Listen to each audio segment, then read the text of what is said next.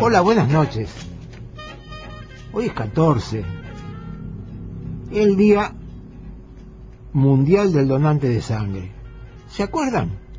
Hace un año tratamos de convencer al gobernador para que juntos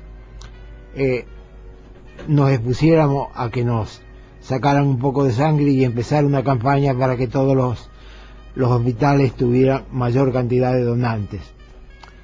Pasó el año, no tuvimos novedades, que no sea cuestión que ahora lo recordamos porque justo hoy es el día del donante de sangre. Hoy, claro, el gobernador es candidato a presidente, ya lógicamente que menos posibilidades de que dé una gota de sangre, la va a necesitar. Si gana, porque va a ganar, y si pierde, porque va a llorar algunas cosas, no cabe duda de eso. Hay algunos nuevos elementos que causan interés médico. Hay nuevos elementos que causan cáncer. El formaldehído industrial causa cáncer y el estireno, que se usa en la fabricación de fibras de vidrio y contenedores de alimentos, podrían causarlo, comunicaron los Institutos Nacionales de Salud de los Estados Unidos. Ese organismo precisó que las personas con alta exposición al formaldehído corren mayor riesgo de desarrollar determinados tipos de cáncer, incluyendo uno que se produce en la parte superior de la garganta, detrás de la nariz.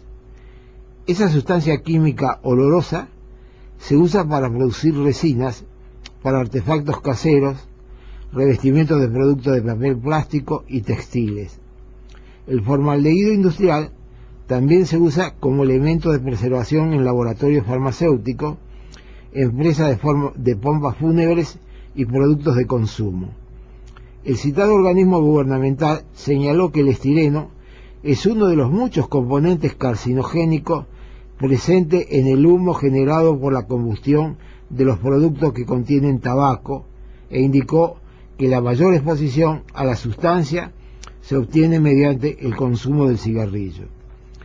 Y a última hora salió un nuevo elemento que se dice que los alisados y los esmaltes que usan las mujeres para el cabello, para las uñas, tendrían una probabilidad de ser productos cancerígenos. Esto habrá que verlo, de dónde viene la investigación, el valor que tiene, pero bueno, son cosas nuevas que hay que tenerlas en cuenta por el valor que tienen. Y esta noche vamos a tratar de tocar algunos temas que son importantes, habida cuenta que estamos lejos de la primavera, entonces todo lo que conozcamos hoy va a ser importante para cuando llegue la primavera, sobre todo. Hemos invitado al profesor y director de nutrición de la Universidad Abierta Interamericana, el doctor Mario Groverman. Mario, es un gusto tenerte de nuevo con nosotros. Buenas noches y gracias por la invitación. Vamos a tratar de aprender cosas. Pasa casi todos los años.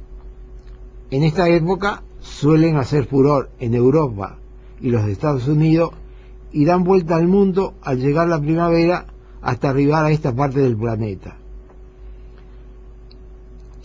La polémica dieta de moda, la dieta Dukan, es la última moda en el universo de las dietas, y aunque todavía aquí muchos no la conocen, seguramente en septiembre comenzará a sumar adeptos entre los argentinos. Bautizada así por su creador, el neurólogo y nutricionista francés Pierre Dukan, la dieta, que lleva casi 10 años en el mercado, se hizo famosa recién ahora gracias al apoyo de algunas celebrities internacionales.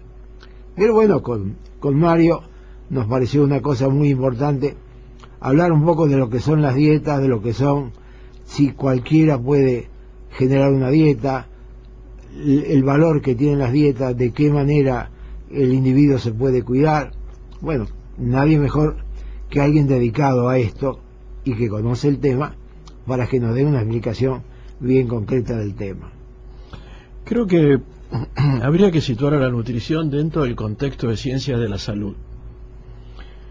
Nutrición no es alguien que aprendió a combinar algún alimento y recetarlo masivamente.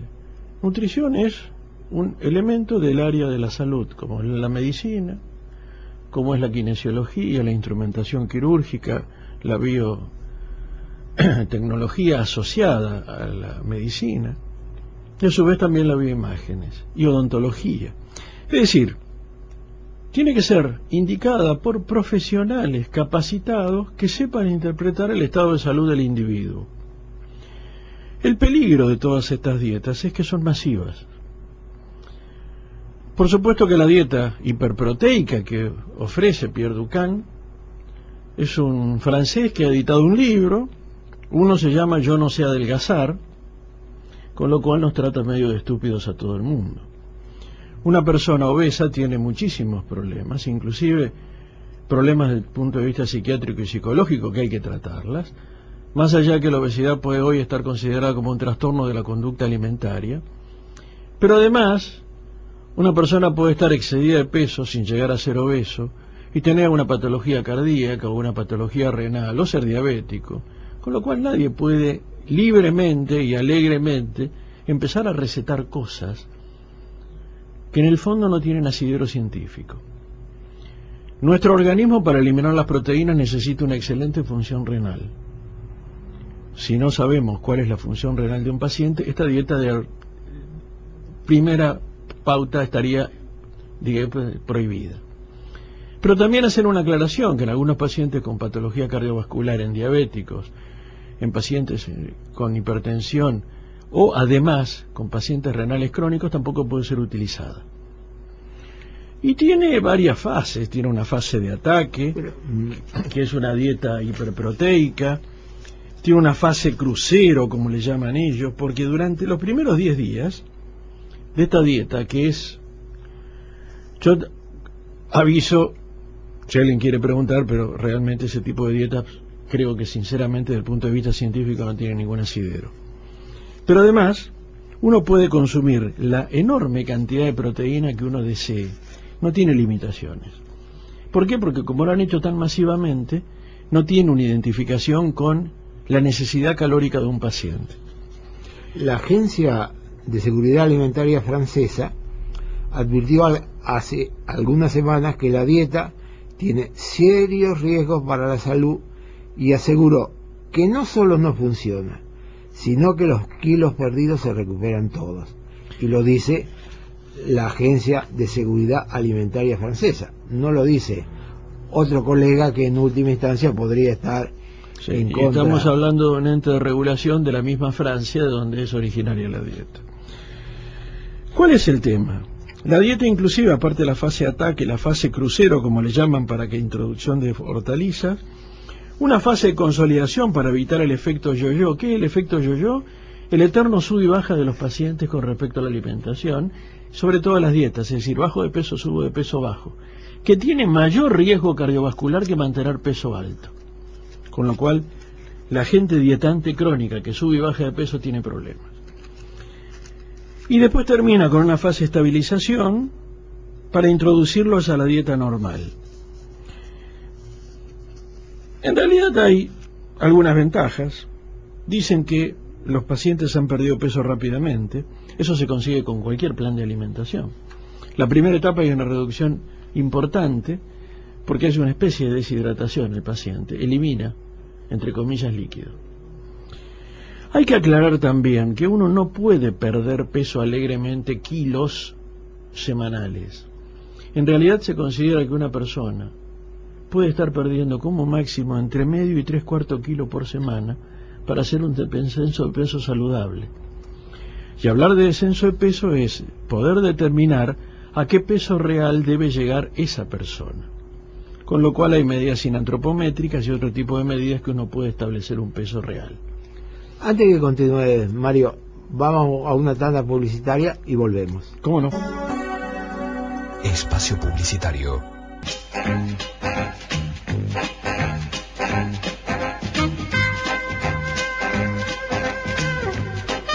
Mario, sí, seguimos escuchándote con sumo placer.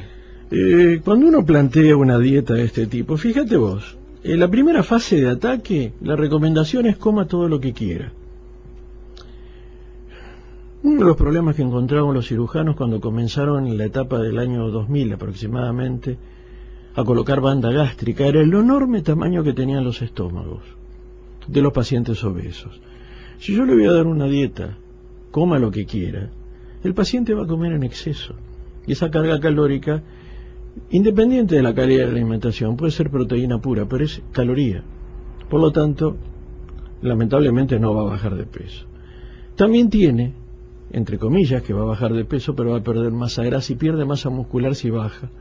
Además puede perder minerales y puede perder algún oligoelemento y puede perder a su vez algún nutriente esencial para el metabolismo. Inclusive la pérdida de calcio puede ser mayor porque hay una competencia entre la proteína y el calcio que no está dada solamente por la leche es otro tema. Hay muchos problemas porque está bien, en Argentina la proteína puede existir, pero no nos olvidemos que es dentro del ingrediente nutricional lo más caro. Y en un país con la alta inflación que tenemos y sobre todo en alimentos, se ha reducido mucho el consumo de carne vacuna, está aumentando la de pollo, posiblemente nos tengamos que volver todos con alitas porque vamos a estar comiendo pollo todo el día. Creo que eso lleva a una desinformación muy importante porque hasta ahora no hablamos de qué diagnóstico se le hizo al paciente. ¿Y quién se lo hizo? Sí, ese es otro tema. Últimamente han empezado a aparecer institutos que en 6 meses dan un título para que uno pueda ejercer nutrición. Perdón, ningún colegio avala, colegios científicos lo avala, pero el título está de alguna manera otorgado por alguien. 1 año, 6 meses, instructorados en nutrición. Inclusive en el diario La Capital del domingo apareció un instructor de nutrición, de medicina naturista o de dietas naturistas, y esto lleva muchas veces a engaño porque no hay diagnóstico del paciente y volvemos siempre a lo mismo. Todos los pacientes necesitan ser diagnosticados. Supongamos un paciente X con un problema cardiovascular, va al cardiólogo, lo estudian, electrocardiograma, fondo de ojo, ecocardiograma, con toda la serie de estudios funcionales que hay hoy, con una espectroscopía, es decir, tiene hasta la última resonancia magnética con efectos especiales y tomografía para estudiar el funcionamiento del cuerpo. No le van a dar la medicación sin haber terminado de estudiar. En nutrición parece que no hace falta, cualquiera puede recetar cualquier cosa sin haber hecho ningún tipo de estudio, y esto conlleva que después los pacientes tengan severas complicaciones.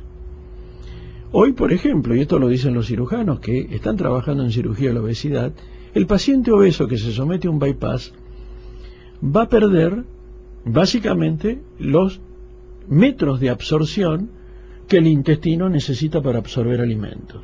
Cuanto más obesos, más lejos se le hace el bypass. Pero también comentan que los pacientes vienen, se hacen el bypass y desaparecen como pacientes.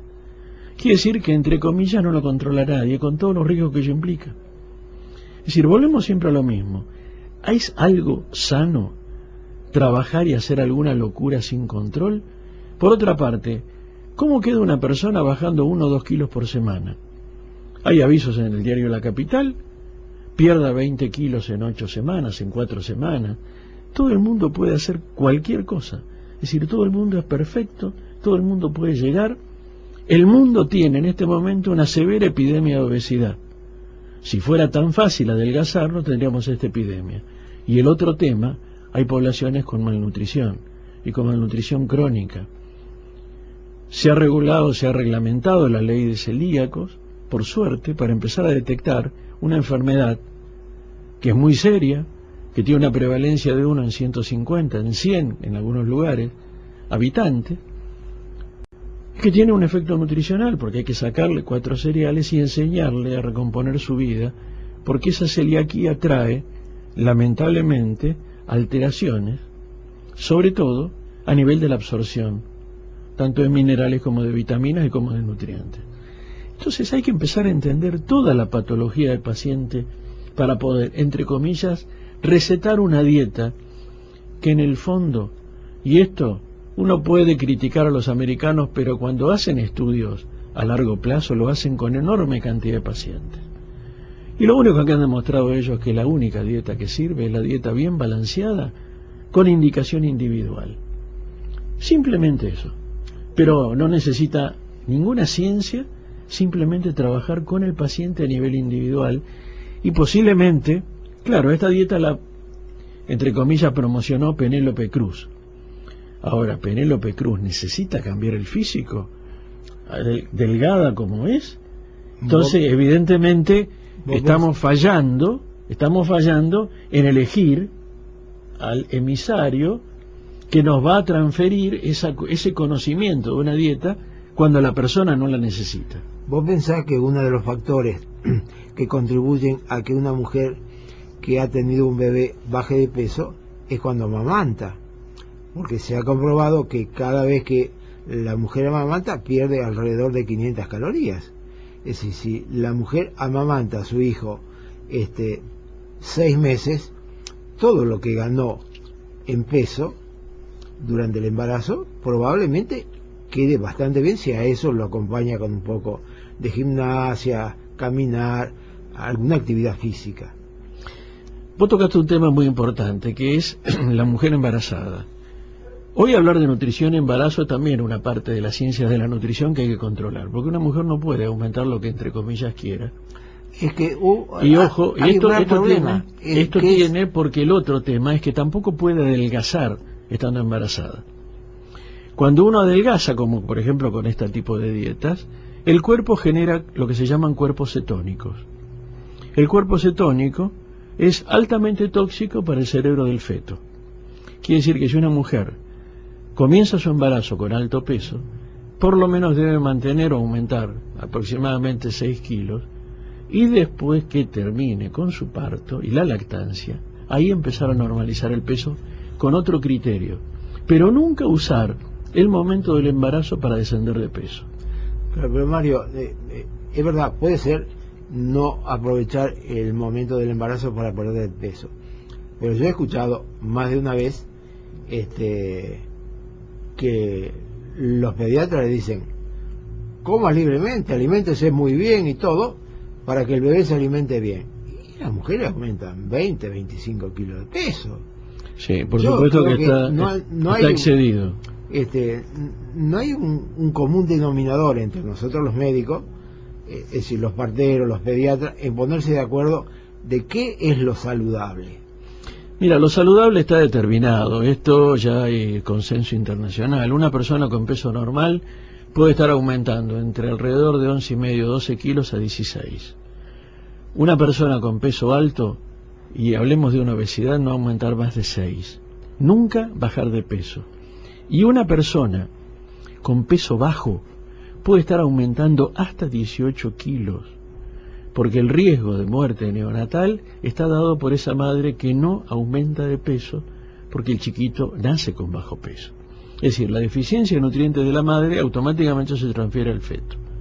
Entonces, siempre hay que controlar al paciente, a la paciente, para poder establecer sanamente un plan alimentario.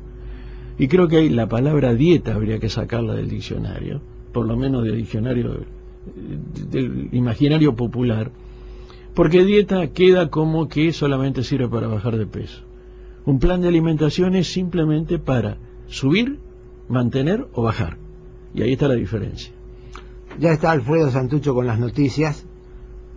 Alfredo, todo tuyo.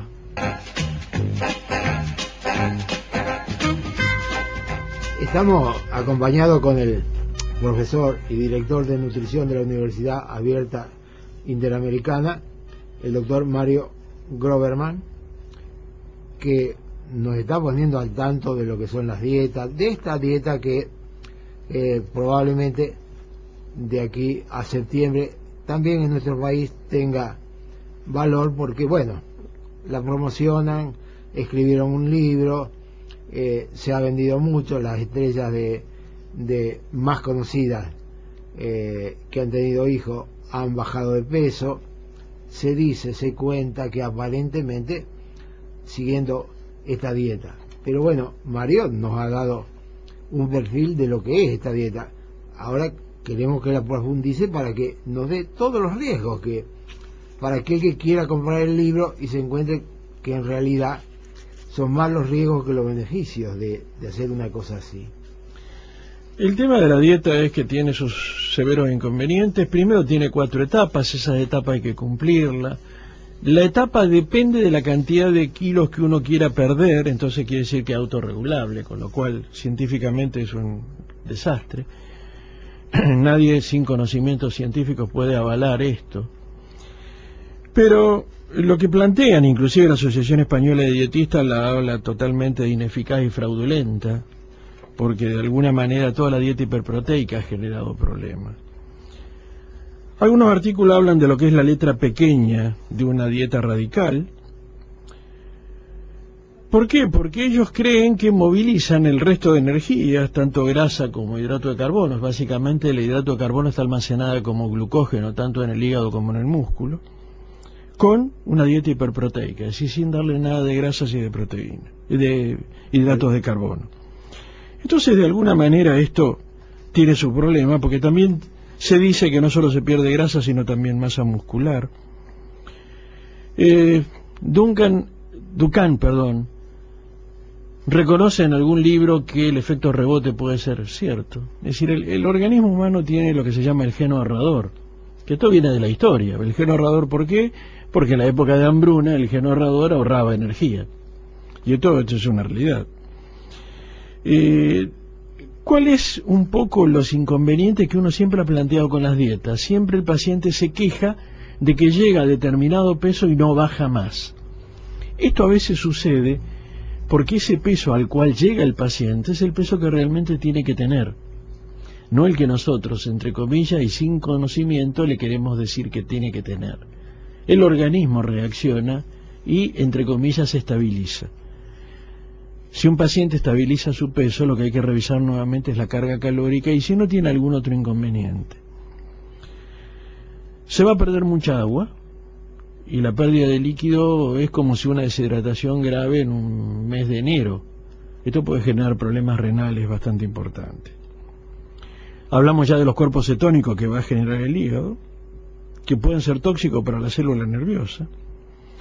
Como no tenemos fibra porque no tenemos hidrato de carbono y faltan vitaminas y minerales, puede haber una constipación importante.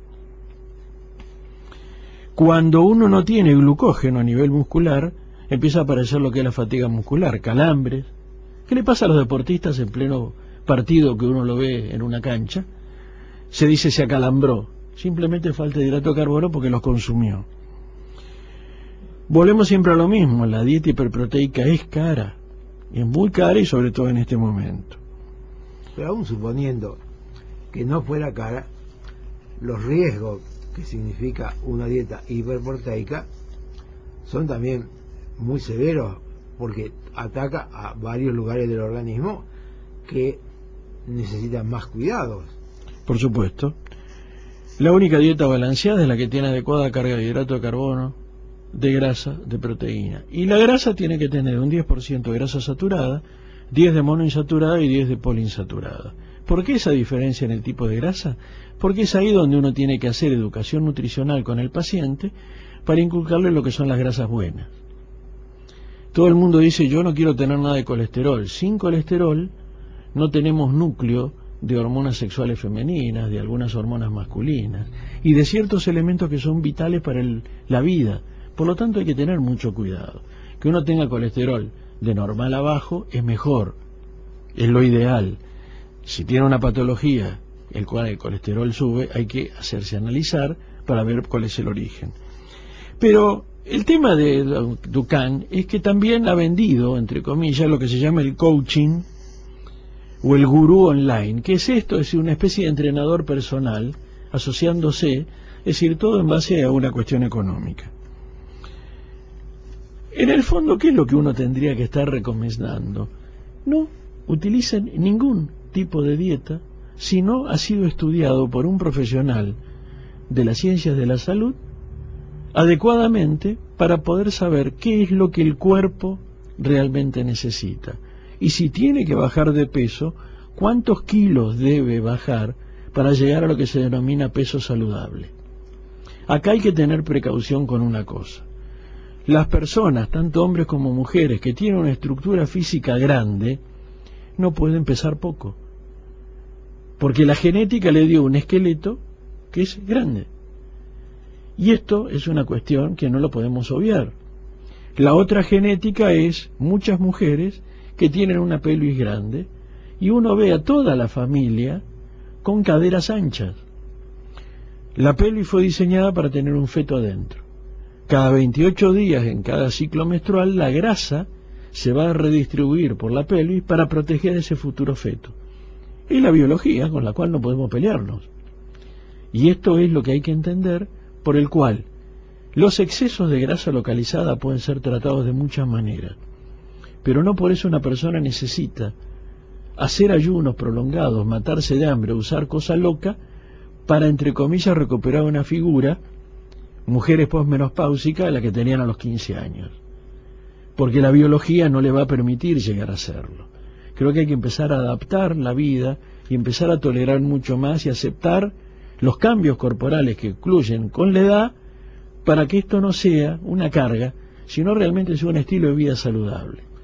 Uno pensaría que si uno lo refiere así muy fríamente, uno pensaría que el manejo debería ser ir al clínico, que el clínico evalúe cuál es realmente su estado general, si hay alguna patología de algún tipo, y a partir de ahí derivarla quizás a una nutricionista dentro de la misma institución para trabajar juntos y ver cómo evoluciona el paciente. Sí, por supuesto, porque hay que hacer primero diagnóstico médico. ¿El paciente tiene o no tiene patología? ¿No tiene? Perfecto. ¿Necesita bajar de peso? Vamos a indicarle un plan de actividad de física y un plan... Y hablamos de actividad física, hablemos de algo serio. No se está hablando de ir a un gimnasio todos los días, 20, 30, 40, 50 o 100 minutos, no importa.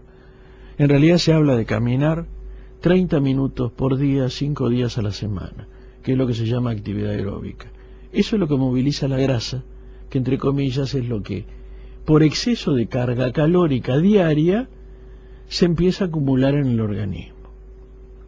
Fin de semana largo como el que tenemos Día del Padre, Día de la Bandera, el sábado que también tenemos perspectivas de estar un poco más relajados, pueden ser 3 días de alto consumo calórico.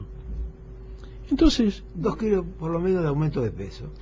¿Qué va a pasar la semana siguiente? Reduzcamos un 10% lo que estamos comiendo normalmente y vamos a volver a bajar esos 2 kilos. Pero no hacer ninguna locura. La clásica, el lunes empiezo la dieta. No sé para qué el lunes empiezo la dieta si el viernes a la noche la termino. Entonces, pero aparte la termino mal porque me pego esos atracones de comida que después tengo patología digestiva. Entonces, ahí está el inconveniente de no aprender a comer sanamente para que la comida sea un disfrute y no un castigo. Hay todo un tema con el reflujo gastroesofágico, muy común en mucha gente, muy común por esa sensación de ardor a la noche, que a veces los servicios de emergencia pueden llegar a confundir con un infarto, y el paciente está internado en una unidad coronaria, por suerte sin consecuencia. ¿Por qué? Por el exceso de comida, porque a la noche llega a su casa, come enorme cantidad de comida, queda dormido, se acuesta bien horizontal, y el reflujo rebrota, digamos, justo en ese momento. Todo de alguna manera, moderado, que es lo que convendría hacer. Es muy difícil cambiar la conducta humana, muy difícil. Evidentemente, si uno pone manjares en una mesa, todo el mundo lo va a consumir. Clásico tema de los fines de año, Navidad y fin de año.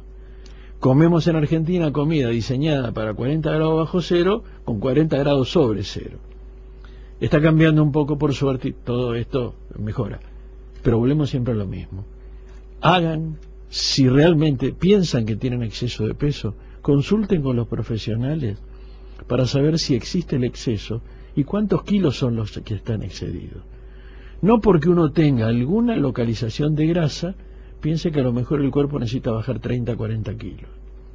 La diferencia se va a notar porque uno va a bajar o se va a normalizar ese peso sin mucha complicación, más sanamente, y va a aprender a tratar de no recuperar esos kilos de más. Ustedes piensen que en Facebook pueden recabar información, pueden volver a escuchar el programa. Queremos que cualquier inquietud que tengan nos la puedan hacer llegar. Si bien seguimos hablando con Mario de este tema de la nutrición y de lo que significan el advenimiento de mucha gente que hace nutrición sin tener títulos francamente avalados por las entidades médicas o las entidades que puedan avalar realmente que estos cursos son sólidos, son serios, que no le hacen correr riesgo a alguien. Lamentablemente no tienen aval universitario, y al no tener aval universitario uno piensa que no están hechos con criterio de control. La CONEAU, que es la Comisión Nacional de Evaluación Universitaria, es la que controla las carreras de medicina, mejor dicho, prácticamente todas las del área de la salud, con estándares y con exigencias. Es decir, por fuera de eso, bueno, si alguien está haciendo, entre comillas, un curso y da títulos, evidentemente da ese título personal o avalado por algún ente que no tiene representatividad académica como para justificar que esto es cierto.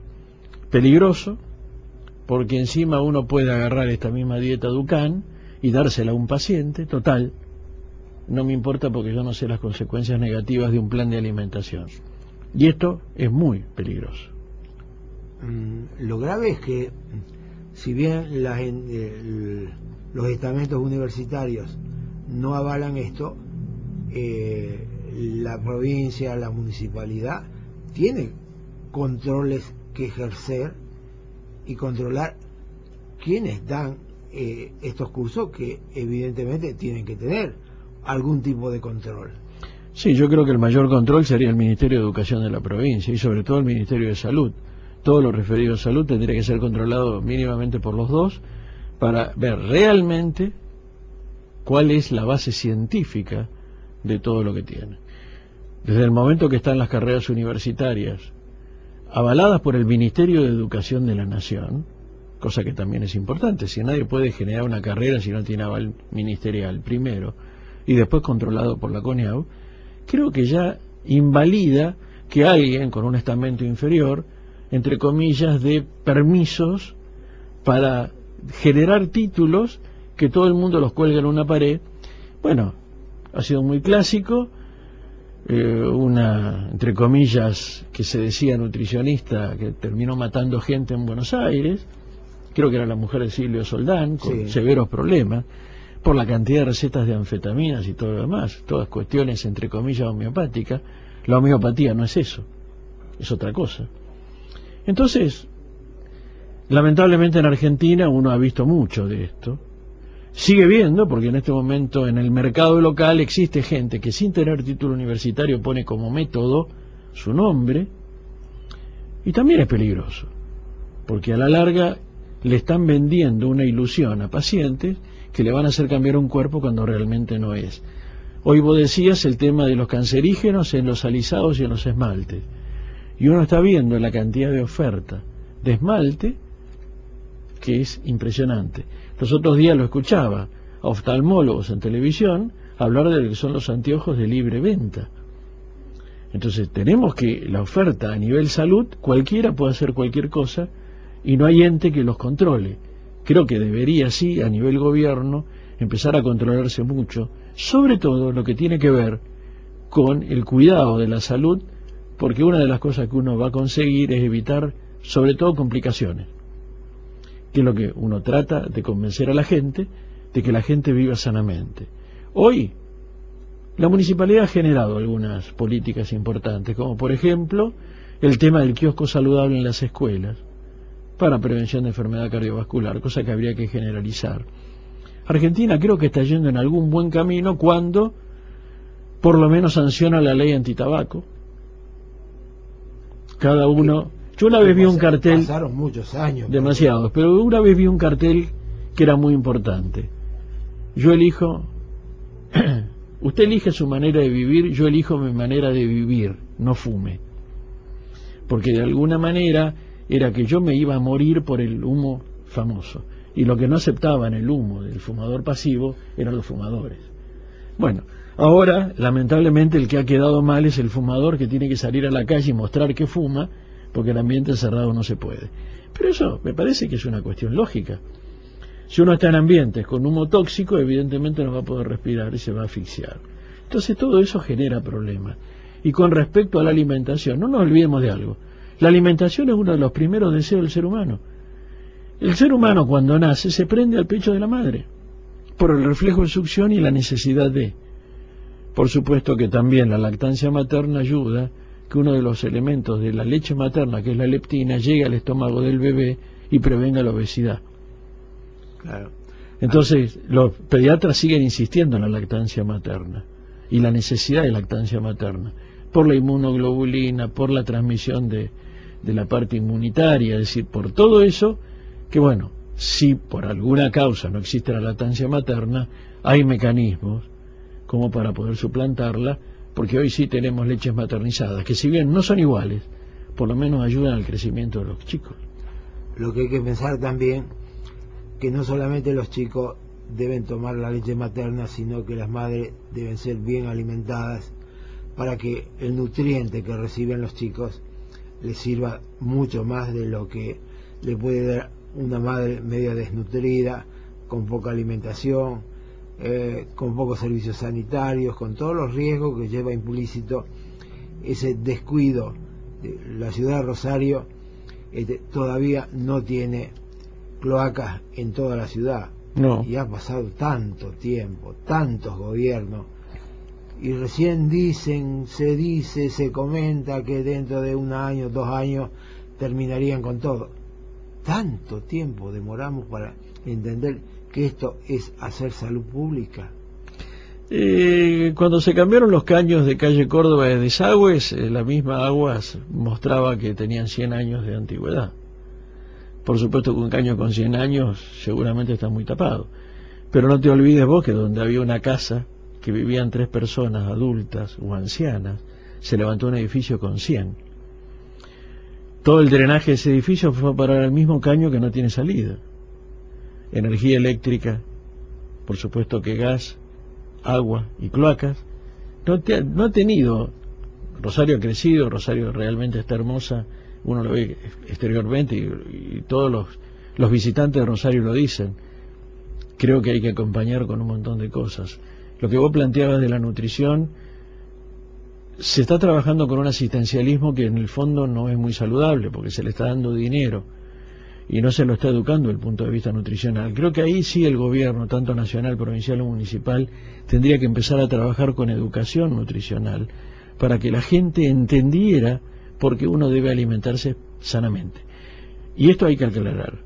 Cuando uno habla de alimentarse sanamente, no es de alimentarse caro, sino tratar de, con los pocos recursos que uno tenga, cómo mejorar la alimentación para que la gente, aún de bajos recursos, pueda hacerlo. Mario, ha sido por demás de satisfactorio el tema. Volveremos a invitarte. Son alguien tan didáctico que, bueno, los que por Facebook quieran escuchar el programa van a saber lo que son las dietas, van a entender por qué hacemos tanta promoción de la educación y de la prevención en todo lo que significa salud. Te agradecemos muchísimo, Mario, el haber estado con nosotros. Gracias a ustedes. Mañana vamos a hablar sobre los traumatismos de columna y las cirugías de columna. El invitado es el doctor Telmo Nicola. Buenas noches, y este programa sigue siendo adictivo.